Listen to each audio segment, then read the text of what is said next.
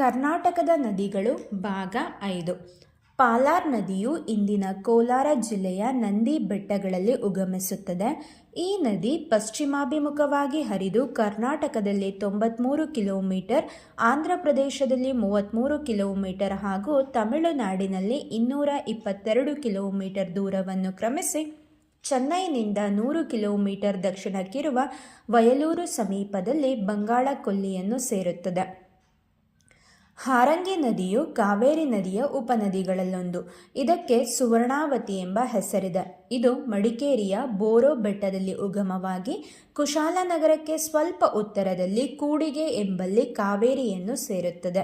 ಕುದುಗೂರು ಎಂಬಲ್ಲಿ ಈ ನದಿಗೆ ಅಡ್ಡಲಾಗಿ 67 ಮೀಟರ್ ಎತ್ತರದ ಅಣೆಕಟ್ಟು ಕಟ್ಟಲಾಗಿದ್ದು ಇದು ಕೊಡಗಿನ ಅತಿ ದೊಡ್ಡ ನೀರಾವರಿ ಯೋಜನೆಯಾಗಿದೆ. ಶಿಂಷಾ ನದಿಯು ತುಮಕೂರು ಜಿಲ್ಲೆಯ ದೇವರಾಯನದುರ್ಗ ಬೆಟ್ಟದ ದಕ್ಷಿಣ ಭಾಗದಲ್ಲಿ ಉಗಮಿಸುತ್ತದೆ. 221 ಕಿಲೋಮೀಟರ್ ದೂರವನ್ನು ಕ್ರಮಿಸಿ ಕಾವೇರಿ ನದಿಯನ್ನು ಸೇರುತ್ತದೆ.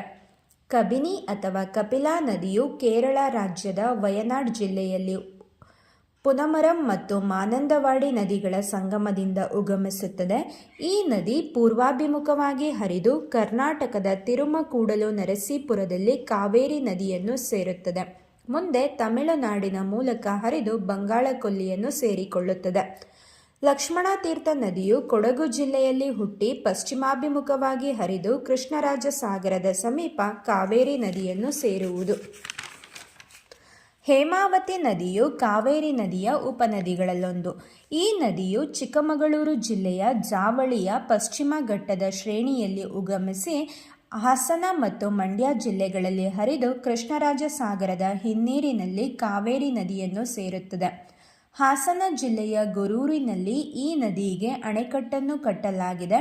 ಯುಗಚಿ ಇದರ ಉಪನದಿಯಾಗಿದೆ. ಅರ್ಕಾವತಿ ಇದು ಕೂಡ ಕಾವೇರಿ ನದಿಯ ಉಪನದಿ.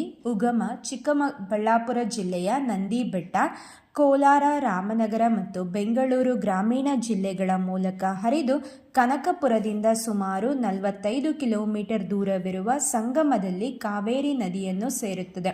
ಜಲಾನಯನ ಪ್ರದೇಶ 2351 ಕಿಲೋಮೀಟರ್.